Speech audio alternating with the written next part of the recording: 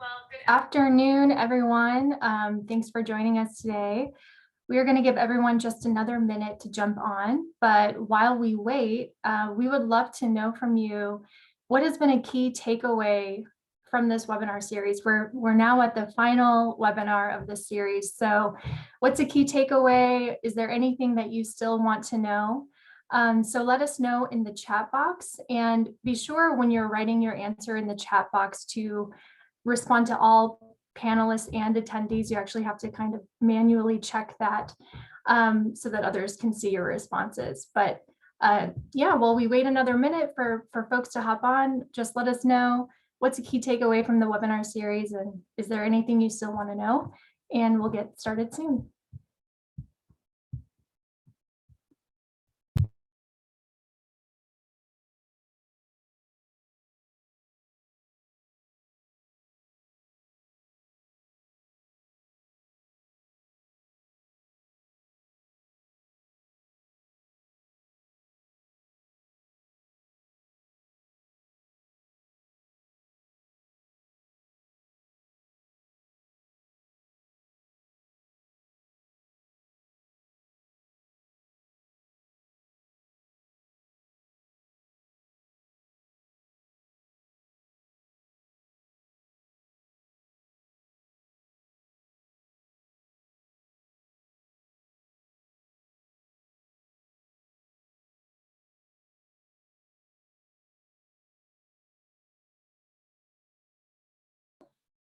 Okay, we're going to give folks just another minute to jump on, but while we wait, if you want to share with us in the chat box what's a key takeaway from the webinar series, is there anything that you still want to know? Let us know and we'll get started in just a few more seconds.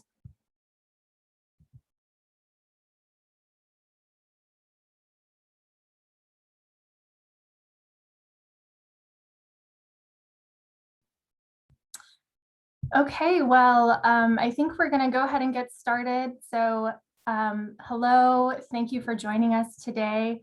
Welcome to the 8th webinar, 8th and final webinar of this series, Keeping Groceries Alive, Successful Ownership Transitions for Rural Grocery Stores. My name is Erica Blair, and I'm a program manager with the Rural Grocery Initiative at Kansas State University. Thank you so much for joining us today. It's kind of hard to believe that we've nearly reached the end of this webinar series. We've covered a lot of topics over the past few months, from ownership models to preparing for business transition to recruiting store managers. And so we thought it would be interesting now to see who here today has participated in some of the previous webinars in this series. So we have a quick poll for you if we go to the next slide.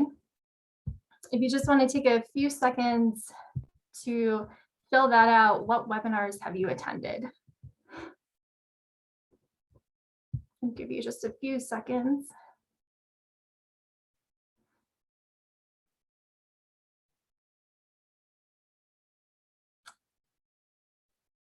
Okay, well, why don't we close the poll? And it looks like we've had quite a spread. Quite a few of you have attended all of these webinars so far. So we're really glad that you have been sticking with us along the way. It's been so interesting to see who's been tuning in from around the country and the various roles that people play when it comes to rural grocery stores. And it's become even clearer throughout this series just how essential business transition planning is. So hopefully you've gotten some good ideas and some useful tools throughout the series. And we would love to hear your feedback on the webinars as well. So after the presentation today, keep an eye out for a survey. We'll be sending that to you just so that we get a better idea of some of the different topics that we should focus on and what we can do to improve the webinars in the future. So next slide. Okay, so during last week's webinar, we heard from Tasha Millay and Carly Horton, who are two rural grocery store owners, and they shared their experiences with grooming store managers. So if you missed it, or if you want to rewatch any of the previous webinars, you can find the recordings and the slides and other materials at ruralgrocery.org under the events tab. And today we will be talking about grocery operations. So we'll start this week with Sean Park from the Illinois Institute for Rural Affairs, who will be sharing some key things that store owners should know. And then we'll have two grocers share their experiences with learning the grocery industry firsthand. So we're very excited to be joined by Jenny Osner, the owner of Hired Man's Grocery and Grill in Conway Springs, Kansas, and Corey Christianson of Casey's Country Markets in Badger and Greenbush, Minnesota. And before we begin today, we also want to remind you that soon we are going to be launching the Grocery Business Transition Mentorship Program. So this program is open to rural Kansas grocers, and it will provide customized technical assistance on a range of topics related to business transition. So this could be anything from creating a business plan, assessing markets, establishing a community-owned store, and a lot more. So grocers who are interested in the program will be matched with mentors who can help them with various challenges in the program. So just go back one more slide, Jess. And we are also offering a stipend to grocers who participate because we feel that this is such an important topic. So if you are a Kansas grocer, or if you know a grocer who might be interested, we encourage you to check out this program. There's a short application on our website, and you can find more at ruralgrocery.org. Okay, next slide. So as always, we want to acknowledge our partners who help develop and guide this webinar series. They have a lot of great expertise, and they can be a great resource for you. We also want to thank our sponsor, the Ewing Marion Kaufman Foundation, for making this project possible. And finally, I have some quick housekeeping items. So this webinar is being recorded. You can find the recording at ruralgrocery.org under the events tab. The closed captioning feature has been turned on, so attendees can control their individual caption settings by clicking the live transcript button on your Zoom panel. And if you have any technical questions, we have our students on standby who can help you out. And then finally, we will have time at the end for Q&A. So if you have questions during the presentation, please ask them in the Q&A box. This just helps us keep track of your questions and make sure that we don't miss anything. You can also click the like button if someone has already asked your question. So I think that's all that I have for a quick welcome to this webinar. And I think we're ready to begin. So I will turn it over to my colleague, Ryle Carver, to get us started. Thank you, Erica. So before we get started, and as I introduce our first presenter for today, we wanted to ask one more poll question. So we can go to the next slide and we can launch our second poll. So one thing we've noticed is that we've had participation from across the country, but all from rural communities. So we'd love to get a sense of what size town you're calling in from, and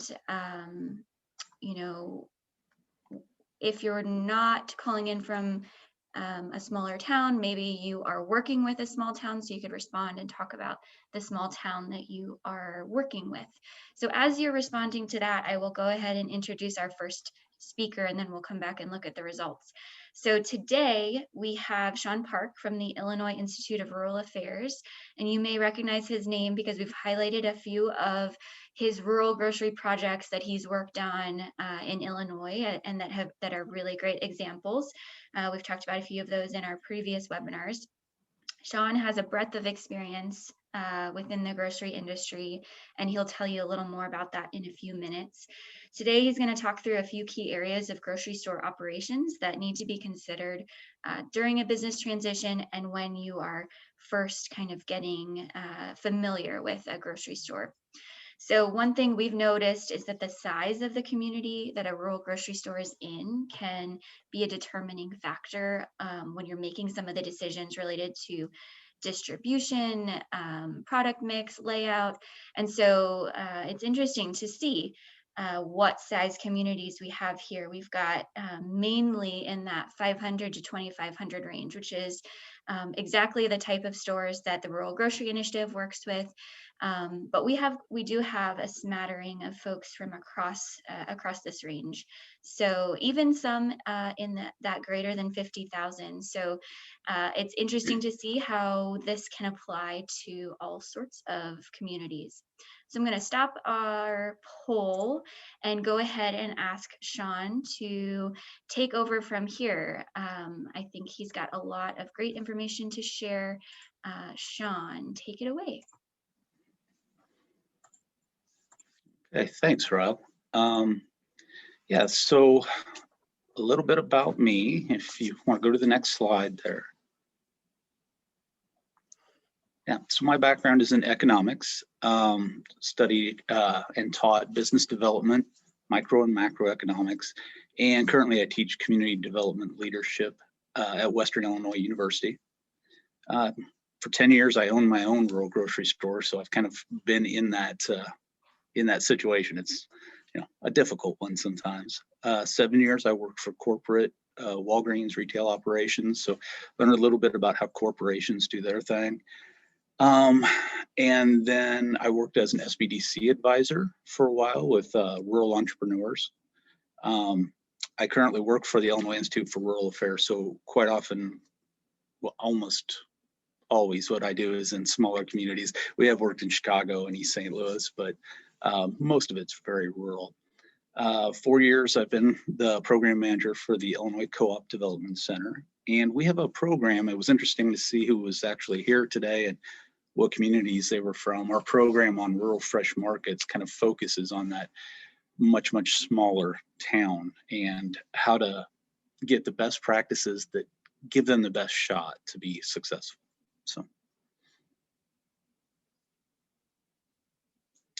So some of the problems facing rural grocery, and looks like a lot of you have watched this series, which has been great.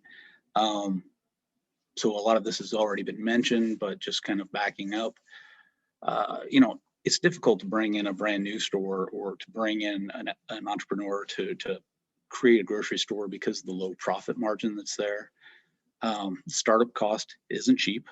You either buy one, which is going to be a couple $100,000 at least, or up to $4 million to build a new one.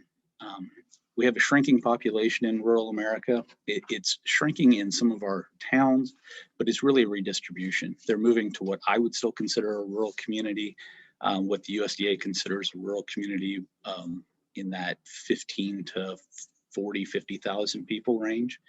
But it leaves a lot of the 2,500 size towns, kind of getting smaller and smaller, unfortunately.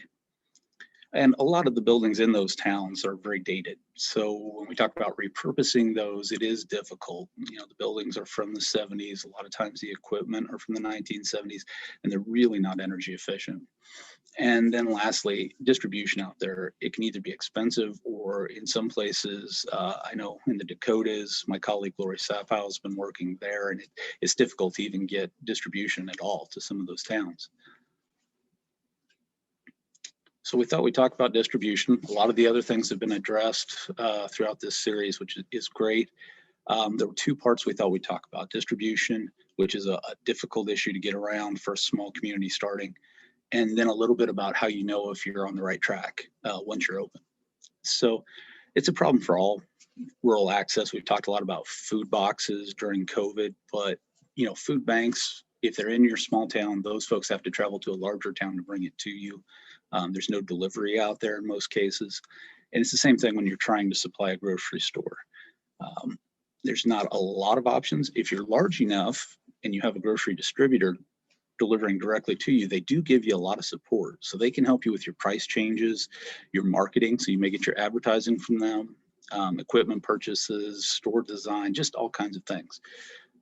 Although all of those programs anymore do come with a price, so they can help you with that, but they do charge you for that.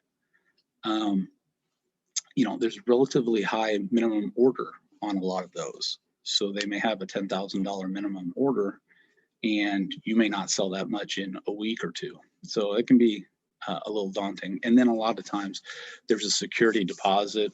That's what I call it, but usually it's having cash on hand that will generate or will cover at least 1 week's deliveries. But I've seen it as high as $30,000 that you have to have on hand. And that takes a big bite out of your budget as well. So that can be difficult for a small community or a new entrepreneur trying to break into that business. Some of the options for the smaller stores, if you have a convenience store in your town, not a chain, but a locally owned convenience store, they're receiving distribution as it is, so you may be able to pull from them. Same thing with restaurant suppliers. There's somebody coming to town, or your high school may have a dairy delivery that's coming to town as well for some of their food. Those are more expensive, so you're going to pay a higher premium, and that's going to then change your cost of foods on the shelf. Individual product vendors. So a lot of things are still delivered by the companies that make them. So a lot of dairy distributors will bring milk in separately as opposed to your warehouse. Frito-Lay is kind of the monopoly on chips, and they distribute and usually have a guy coming around, although I know in some remote areas they're mailing it out to people. One of the options that we found pretty useful is a cross-docking program or purchasing as a group. And what that would be is if we have a small community that's not necessarily in competition with an area independent store, maybe 30 minutes or more out, that person may be having trouble reaching those minimum orders as it is. So we reach out to them and say, can we buy product from you from your warehouse? So when it comes in, you just set it off on the side of the dock. We pay a little bit of a premium. You give us a discount on it, but it helps you hit your minimum order. You make a little extra money with very little extra work, and we can get distribution. We still have to go get it, but we have access to everything that warehouse handles. And so that's really nice to have access to that. It does make you reliant on that other store though. And then finally, local farm producers and co-ops. If you're lucky to have a really good local food system around you, drawing from that is just fantastic. Not only is it usually a pretty good quality, and if you know where your food comes from, that's nice. But it also has the added benefit of building community. So if I'm selling to you my product, I now have a vested interest in coming to your store as well, and telling all my friends and family to come to your store because my product's there. So you're tying the community together a little tighter, and you're increasing the number of people that you can get to stay in town and buy. So it's a little bit about product mix and how we can bend things a little bit to help us become more profitable. This is actually from one of the previous webinars. It was the Independent Grocers Financial Survey. And if you look at it, so grocery on the left there is 56% of your sales, and they added dairy and frozen in there and general merchandise. That's what GM is. I don't usually do that. And then on the other side over there, they didn't do that. But that's 56% of your sales. But if you look to the right, it's only 24% profit. And out of that, there's a lot of things that are very competitive, including soda, paper towels, things like that people can get in a lot of places. And you may only be getting 10 to 15% profit on that. Whereas if you look at deli, and that's gone up, deli is 9.9% on this one. For the whole industry, it's around 12% now. And it's doubled in the last 15 years. And it's because if you look on the right, deli's 44% there. Some of the convenience store chains that sell pizza, things like that, they may be getting as much as 60% on their prepared foods.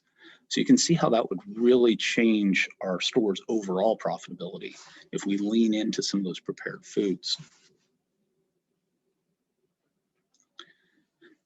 So on the right there is an example of one of the stores we've worked with. So they do still have dry goods. You can see that on the wall there. It's so that you can make dinner, but there's not a lot of diapers. This particular town has a Dollar General, like a lot of the ones we see. And a lot of times because of the Dollar General, that's why they no longer have a grocery store. And you can't compete with those prices. So what we did there was we just simply went with stuff that we knew we would need to be able to make dinner. And we didn't focus on the things that we knew we weren't making a profit on. So if we focus on the higher profit items, leave those competitive sales, which are low profit to corporations, so Walmart, then the dollar stores, and now Amazon, if it's easy to store and ship, they buy in such a bulk that it's very difficult for you to compete with them. So if we let them have those sales, not every town has a dollar store, and it's important to bring things in for convenience. But the majority of it, if we let them have that, we don't use floor space. So we have a much more efficient store, much smaller. We don't tie up inventory dollars in that as well. But that's going to affect, and then also increasing those value added items. So deli or prepared produce, things like that, that we're putting a little extra effort into that people like to have for convenience now, also increases your profit margin. And that's going to affect how the store is both laid out and its marketing strategy. If we want to lean into those departments, we want to make those departments a little bigger in those stores. And also when we're advertising, we're going to advertise those items that are in those departments so we make more money, or things that would tie with those items so we can boost sales in that department. So finding out, how am I doing in this job? You know, are we okay? Are we on track for what we need to be? And certainly not an accounting class, and I wouldn't be the one to teach it if it was, but there's a couple things that you want to pay attention to. And for small business, cash is king. It's really what you need to make sure you're paying that bill. It's what the banker is going to want to know. Are you able to pay me? And so there are 3 or 4 basic accounting statements that people look at. There's cash flow, income statement, sometimes called profit and loss statement, and a balance sheet. And we won't get into what those are, but cash is based on when I receive the actual money. Accrual accounting, which is what an income statement is based on when the transaction happens. So let's say I order some food, but I didn't pay for it. In accrual accounting, it goes in right now, but in cash accounting, it doesn't go in until I pay for it. And what that does is give us a much more accurate idea of what we have in our bank account at the time.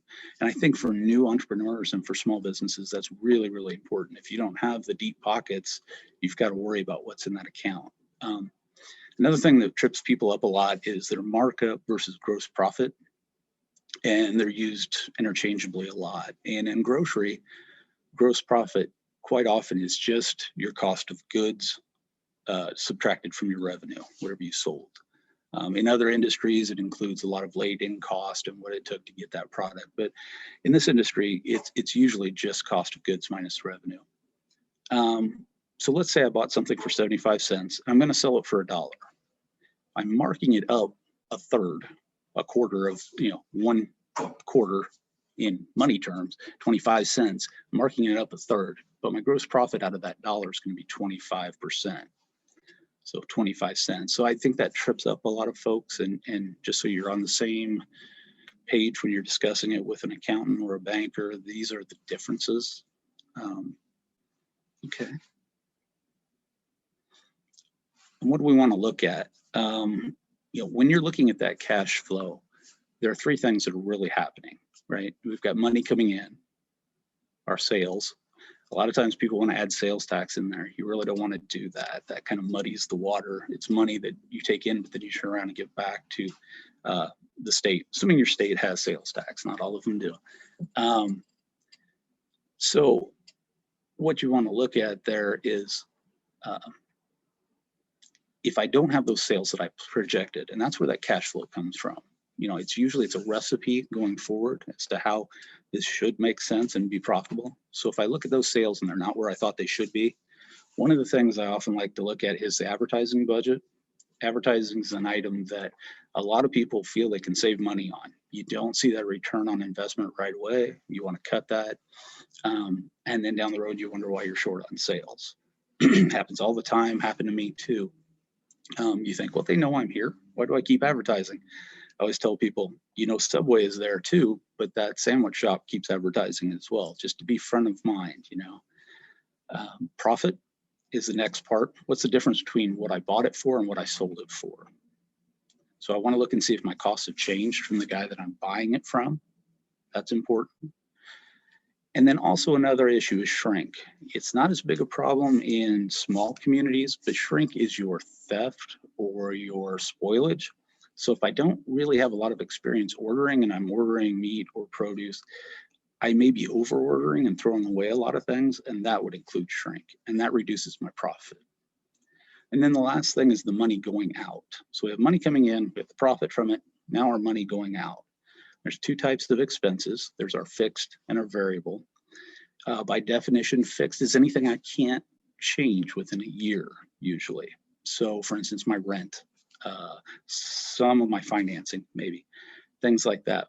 Variable are things that I can change. You know, I can adjust my labor, I can adjust my expenses in maintenance and cleaning and things like that. And the one that really gets folks here is, especially if you're an owner operator, is the creeping labor costs, because you're really overwhelmed. You're doing a hard job and you think, I could use just a little bit more help here, and you keep adding a little bit of help and a little bit of help. Next thing you know, your labor costs are not what you had planned. And that's eating into your profit. So looking at those three things really gives you an idea, am I on track?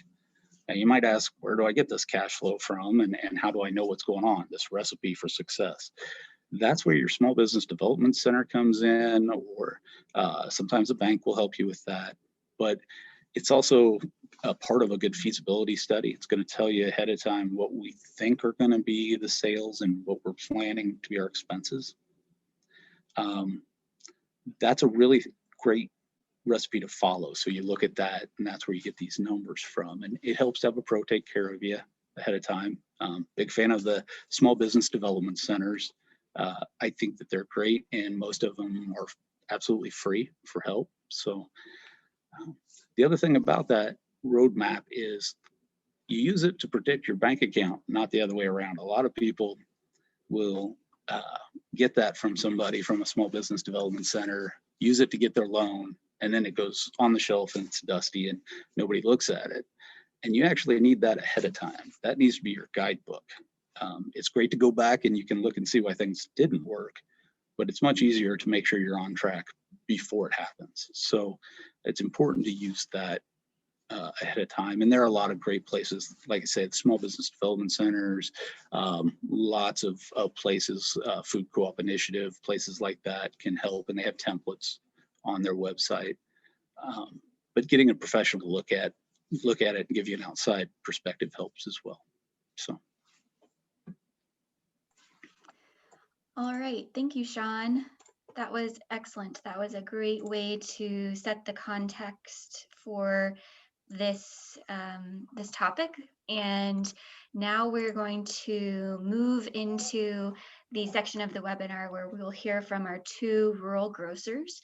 So both Jenny and Corey are going to take a few minutes to introduce themselves, their stores, and their communities, and then we will get into some discussion. So we've got some questions drafted, but as always, if you have any additional questions, please put those in the Q&A.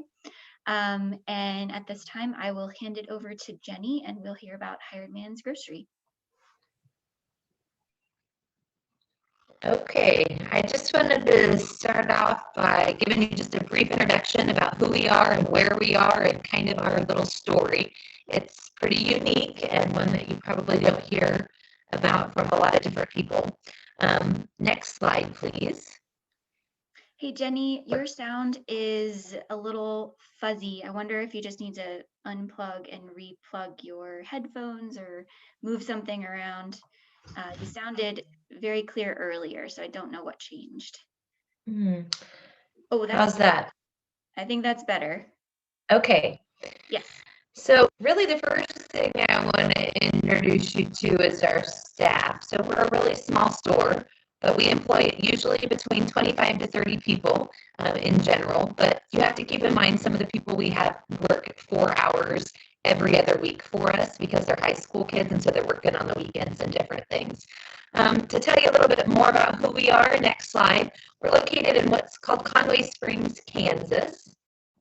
And we are southwest of Wichita, about 30 miles. So a lot of the people that are living in our community are commuters, and they're going into bigger cities each day and have the opportunity to shop at bigger locations. And so it's our job to try to get their loyalty to come back home and shop with us. In Kansas, our school district is considered 2A, and our population is just between 1,100 and 1,200 people. So we're the small store model, just over 7,000 square feet. We are the only grocery store in town, but 3 years ago, Dollar General built a brand new store right across the street from us. So you literally walk out our front door and you can see Dollar General directly across the street from us. Next slide, please.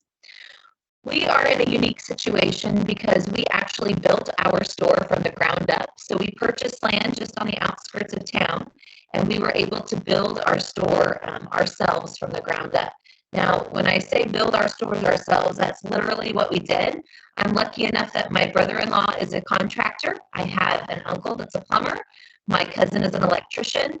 And literally my husband's family spent the weekends putting together and building the store ourselves. So we saved an extreme amount of money being able to build the store pretty well ourselves with the help of experts in our family to go through. But it was because of our family. And so we like to say that the American dream for us was still alive. We were still able to do that. What was Clint and I before the store?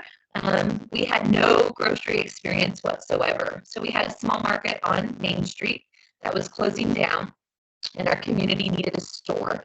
And my husband was literally at the car wash, and a lady from our community stopped him and said, you should build a grocery store. And Clint said, well, I've been thinking about it. And she said, well, quit thinking about it, honey. You need to do it. And he came home and he literally said, I think we need to build a grocery store. And at the time, he was a certified welder in Wichita, and I taught in the local school district.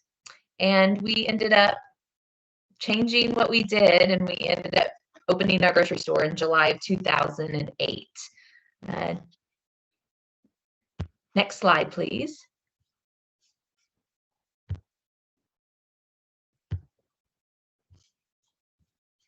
Looks like we might be freezing up a little bit. I'm sorry.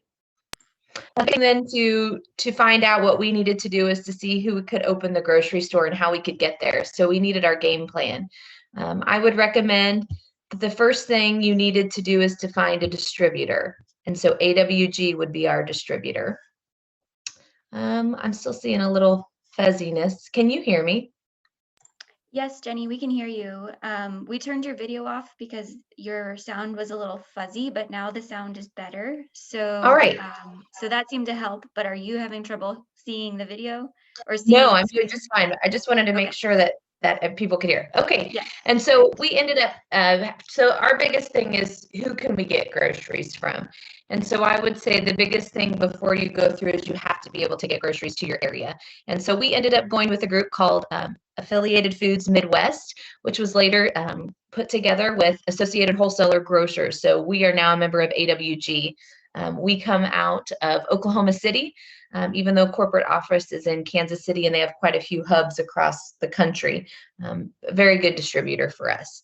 And so different things like that to go through and find out. We have other places that come in and distribute to us as well, but our main source of grocery distribution is AWG, and they do a very good job for us. Next slide, please. Now, after about 10 years, we opened in July of 2008. The Kansas Rural Grocery Store Initiative came down and used us as a case study store. And we were looking to see, actually, it happened to be right before Dollar General opened up across the street. But we wanted to hear more from our community about what more we could do to improve our services to the members in our community, because I firmly believe just because we're open, I don't believe people have to come into our store. We want to earn their business. So we do everything we can to really try to promote what we do and to be very community based and to get people to come in and make them feel like their store. One thing from the survey that came out from the Kansas Rural Grocery Initiative that we paired with was that they really needed to have a bigger parking lot because it was gravel on the side between our store and the vet clinic is right beside us, but they really needed more concrete. And so we ended up 10 years later adding additional concrete to our parking lot because at the time when we opened, honestly, we weren't sure how big of a parking lot we would need. And I kind of thought the parking lot was almost too big the first time when we laid it. but my husband was right. So we ended up adding on because of those types of things. Now, the other thing from the Kansas Grocery Initiative that helped us too is that they were very nice to show us all the good things people had to say about the store. But then I said, I also want to see the list of improvements, because I know the things that we're doing well, but I may not know all the things that we need to improve on. And so seeing those changes, I think those help too, to see where we were going. All right, next slide. I think the biggest thing that I'm most proud of with a visual part of the store is that we like to say we're homegrown instead of saying shop local, which a lot of people use and does not have a bad effect. We ended up taking the homegrown logo and putting the American flag with it and finding pride throughout our community and adding those to our soliloquies at the bottom in the American flag. We had a fall fest float and different things, and so we promoted that. God bless our hometown heroes. And so we do a lot of things throughout the year when we do giveaways in our community events that use this logo. Next slide. Probably one that I'm really proud of is we end up sending we call them our homegrown heroes. So anyone that's stationed away from home from our community, we send them shirts and goodie care packages from our store just to promote our hometown heroes. So that's just a little bit about who we are and what we do. And if you're ever in our neck of the woods, come see us. Thanks, Jenny. That was great. I'm glad we figured out the sound. It seemed better once the video was off, so we'll stick with that. We will hear from Jenny again after we hear from Corey. So I'm going to turn it over to Corey Christianson. He is our Minnesota grocery expert. So Corey, I'll pass it on to you. Hi, hi, I'm Corey Christianson, and I'm owner and operator of 2 grocery stores in northern Minnesota, just 10 minutes south of Canada. So I guess I want to preface by saying I didn't mean to buy a grocery store, but sometimes you just don't know, what's in store. So my parents decided, next slide. My parents decided to purchase a grocery store from my dad's aunt and uncle. They wanted a change of life. They were in the Twin Cities, and my dad was a med tech at Minneapolis Department of Health. My mom's an artist. So they came in with a completely different perspective. And they were looking also for a good school for their boys to grow up in. And but that different perspective, I think, was an insight that really where they found success in the store. They always had new displays, constantly doing resets, new products, and that curiosity of what was going to happen next, I think from my mom's artist mind, drove a lot of customers to the store. So they were kind of known as the change agents. Everything was changing, and that change was certainly just around the corner too, a big change. Next slide. So then they decided to put on a large addition, doubling the size of the store, adding a meat room, produce room, walk-in dairy cooler. And I guess that was quite an experience for us growing up, and we got to be part of it. So I guess, we learned a lot, even though we weren't learning a lot growing up in there. But I've always known my parents to be dedicated to customer and community service. They're always introducing new products. Like one of the first places that rented videotapes, Nintendo games, and then they were keen on generating interest and a lot of excitement, and then that philosophy of continuous improvement. So when they were ready to sell the store after 17 years, I had just graduated from the University of Minnesota, and Dad asked if I would buy it, and I said, no way. I had to get out of here, and I was looking at different horizons. So I moved overseas. I was looking for experience, international development. I lived in Vietnam for 5 years, volunteered, working with humanitarian organizations, international development, small and medium enterprises, volunteered with the United Nations, and worked with the International Finance Corporation, part of the World Bank. But there was one thing that really stood out there, and I was impressed with the NGO Resource Center and how networking was really key to the success of our projects there. So I was inspired then to go back to school, master's degree in public administration in Singapore. And then I learned about corporate social responsibility, social entrepreneurship from projects in the Philippines, and then found work afterwards with a company doing development in Afghanistan. So I was a technical writer for large grants, mostly with USAID, and our company did community building and infrastructure development, literally building roads to markets. One anecdote, all the countries I had lived in and visited, I still had a tendency to visit the grocery stores, and I found myself facing their aisles. That's one thing that never leaves you. I remember facing an aisle in Bangkok, and I just, what the heck am I doing? So next slide. So for various reasons, we had to leave Singapore. A lot of it was immigration related, and we couldn't find a school for our daughter. And we knew where there was a great school and a store for sale. So we came back with new ideas. We definitely had different perspectives, different food ideas. My wife has given food cooking classes with community ed and introducing some of the Asian products that we sell out of both grocery stores. And before we bought the store, we visited as many grocery stores as possible just to find different inspiration. And then from my perspective, I did find a lot of parallels between the international work that I was doing and grocery store development. So we made sure we got involved. I'm on the City Council Planning Commission also. We made a huge investment in the community by installing all new coolers, freezers, exterior upgrades, and then various funding schemes made all of this successful and possible. So with loans, grants, rebates through the energy companies. So we made a lot of mistakes with this store, but we learned a lot, and we had the confidence then, the next slide there, a lot of confidence then to purchase the next location some years later. So the manager, Kelly on the far right, we made sure that we found her months in advance, the presentation last week was really great, and I found a lot of parallels there too in finding and retaining a manager. But we couldn't do it without her, my wife in the middle there. And then we did also retain the meat manager from the previous store, and he was one of the previous owners that we purchased it from. But we got all the time-sensitive things done before purchasing the store, like the food handler's license, WIC, SNAP. The POS system was already set up, credit card processing. And so then we can get on to other things, like we demolished a 3-bedroom apartment inside the store. It was homesteaded before, so that nearly increased the size of our store by, well, probably 50%. But then we had some challenges. The sewer collapsed on Christmas Eve. We found asbestos that needed removal, and then the floor leaked, or the roof leaked way more than we thought it would. So we were already accustomed to just being flexible. You can see the picture there with the old bathroom. We already transitioned to the new one right in front of our milk cooler, and we didn't shut down in a day while we were going through this transition. And really the excitement generated a lot of interest in the community, and we had shoppers coming in throughout, seeing what we were up to the next day. But we're, adaptable, make sure we're part of the community. We always, getting involved. Resourceful, again, we had to really negotiate various loans and terms and explain kind of our situation, and then found really great success with grants and rebates.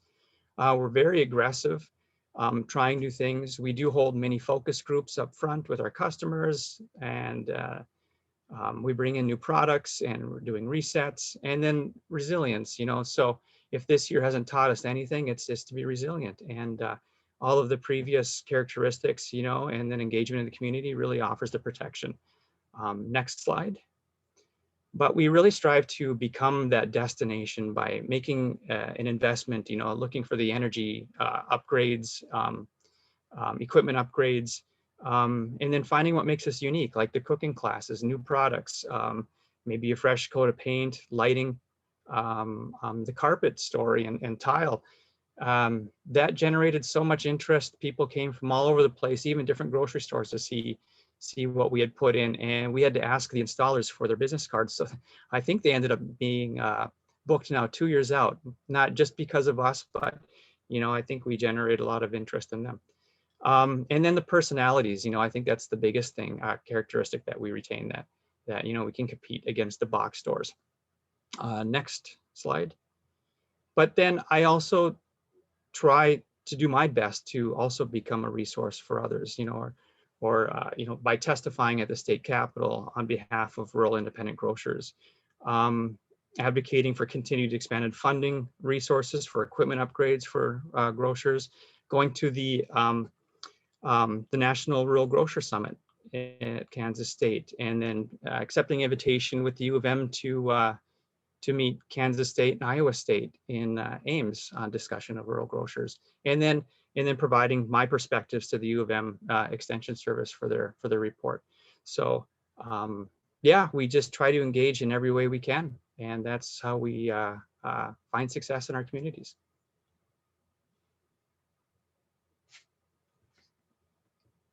Thank you, Corey.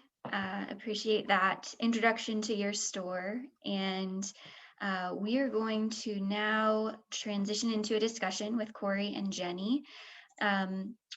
So Corey, if you want to put your video on, that would be great. I'll have mine on. Jenny, we can try your video again, see how the sound goes. Or we'll turn you off if the sound doesn't work. So we'll get started with some questions here. And first off, I would like to ask, both of you to elaborate a little bit on some of the lessons that stand out the most from your first days at the store. I'm sure there were many, but is there one that really sticks to your head? Or another way to think about it would be, is there a question or is there a lesson you learned that you really didn't expect to learn? So Corey, if you want to kick that one off. Yeah, I guess at the first store, we had a lot of guidance. I guess growing up in the store, I knew a lot of the distributor and other vendors, so I was comfortable already working with them. We had them set up, but it was the other little things that kind of provided certain roadblocks, like the food handler's license. So then we couldn't get SNAP and WIC in right away, so there was a delay. The lottery was a couple months delay, so we had all of that set up nicely for the next store. But it is just to have those resources laid out, and if it's your distributor that generally provides that information to you, get started on them early so that you don't hit these blocks during. Yeah. Mm-hmm. Jenny, how about you? Was there a lesson you learned in those early days of the store that you weren't expecting, or that really stands out? Being in education and being a teacher, I used to tell my kids all the time, when you don't know something, ask, or you get that funny feeling in your stomach, that's your clue that you need to be asking for help. And so I kind of tried to use some of that while we were opening our store as well. And I will tell you, we had great support from Affiliated Foods Midwest at the time, which is now transitioned over to AWG, because there were certain people there that were down for 2 or 3 weeks at a time that were helping us. But it was scary on the day that they left to know, okay, we're kind of on our own now. And we kind of have to figure this out. But it was good because it threw us in. But know who you want to talk to, know who you need to call. We had some front end issues. How do we do this or this? And we could pick up the phone and call retail data right away. But also to listen to the people coming in, because those customers are the ones that are going to help you and to help your store become more successful. What did we have or not have? For the first 3.5 years, Clint and I did not take one paycheck from the store. Our entire budget was based off of our outside jobs. So Clint stayed welding and I stayed teaching, and our loan was based on our outside income. And so we were able not to pull anything from the store while we worked all those long, hard hours for 3.5 years. But we were able to take that money and turn it over into inventory that we needed, and to turn it down by paying down some more of our debt and different things like that. And so I would say, look at the financial way that you can be creative on how you can save money as well. And then you won't have everything at first. So slowly make that list. And if somebody needs it, bring it in and go through and check your dates. We have a system that's down. I'd like to say 100%. We don't have anything out of date in the store, but there is human error. But we really pride ourselves on not selling any product that's out of date. It's rotated through, it's looked at, it's checked. We pull things that are close dated and mark it down. And those are the things that your customers are looking for and appreciating as well. So there's a question that came in about the size communities that you all are in. And I think Jenny mentioned it, but Corey, would you mind sharing again the size of Badger and Greenleaf? Yeah, so Badger's a population of 400, and it's considered a bedroom community. Most everyone that lives there works at Polaris Industries, which is just 15 minutes away, Marvin Windows, which is a half hour, or DigiKey, which is about an hour, and there's a few other industries in the area too. And then Greenbush, see how it's Greenbush. Greenleaf sounds really nice. So Oh, sorry, that's my bad. Greenbush is a population of about 800, and it is considered a food desert. And we do see more success at that store, not just because of the size, but because of the customers generally don't travel as far. And I do have an anecdote now with the Dollar General. We had one move in there as well, and we thought this is just, going to be really challenging because we're moving in at the same time. They had an awful winter this year, with their furnace going out and then their water lines frozen and then a water line burst. When they were closed for the day or two, our sales went way up. But when they were closed for about a week or two, our sales went down. And that's because it does indeed keep the Walmart shoppers home. If they don't have that other source for discount products, they were traveling an hour, and then we wouldn't see those complimentary sales, or vice versa. So it's still really interesting. It's something we consider, but we did see those statistics this year for sure. And Jenny, I'm going to ask you another question, but if you don't mind reminding us the size of your community in Conway Springs.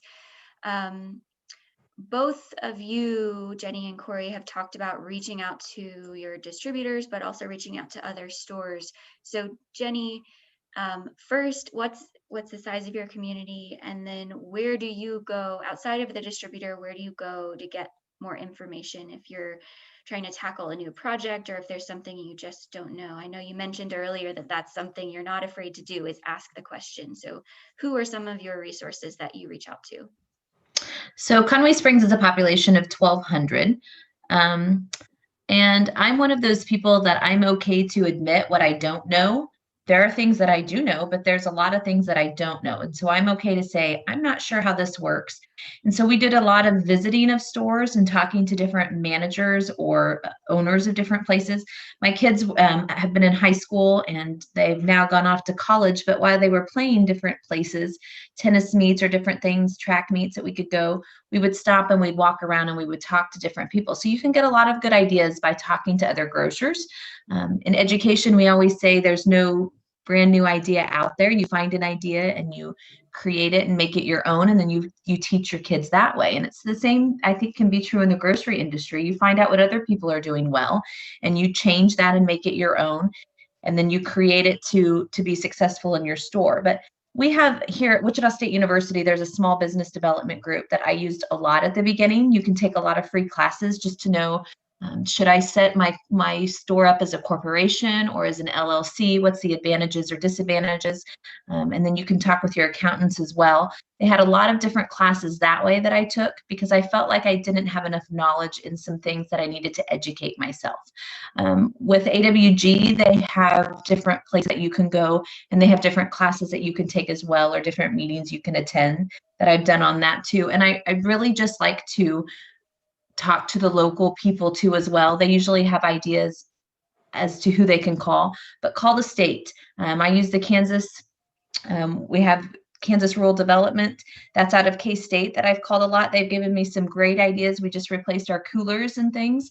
And if they wouldn't have told me about this money that was available, we wouldn't have been eligible for that. So we were able to replace all of our coolers and freezers last year and put those in as well. So reach out to those experts. K-State would be one of them for sure. Excellent. So I'm going to ask, I think that will wrap up our grocery discussion, and I will ask Sean to turn his video back on so we can open it up to some broader Q&A.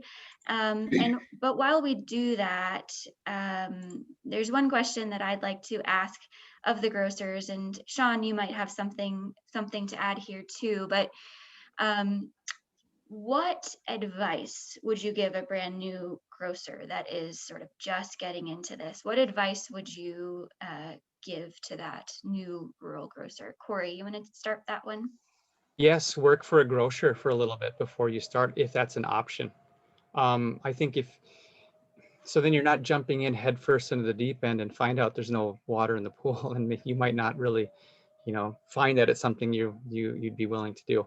So if you do have that option, I've recommended that to a few in the area, and it's worked out for them. So they've tried it, and then it was a more seamless transition from one owner to the next. Mhm. Jenny, how about you? Is there a takeaway that you would share with a new grocer? I know there's a lot to grocery, but if there's one thing that you would share, what would that be? I am lucky that I married into a very hardworking family. They have a strong work ethic. And, when we first started, my husband said, "How hard can it be? We're going to put groceries on the shelf and we're going to sell them." Well, it's not that way. And so he likes to joke around and say that he has the best job because he gets to work part-time every day. But part-time every day for him is at least 12 hours a day. So there's a lot of small things that you don't think of that has to be done and checked and maintained. And so it's not always that 9 to 5 job that you're going to do. And to have a strong work ethic, because when the light bulbs need changed or something in the defrost isn't coming out and you've got to move product, there's always those unforeseeable circumstances you have to be prepared for as well. And Sean, I know we've talked about this a little bit before, how the grocery business really is a sort of a people business. Do you have any insight to share there about how important it is to maintain your relationships, build on relationships within your community, and really focus on the people that are supporting the store?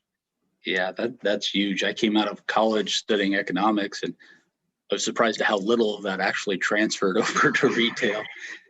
You're working with folks, and that connection with that community is super important. And not just the community, but the employees you have as well. If you really want to have things work as smoothly as possible, you have to understand your employees, and you have to understand the relationship between them and the customers. And in a small town, a lot of times that's kind of complicated because everybody knows everybody. So.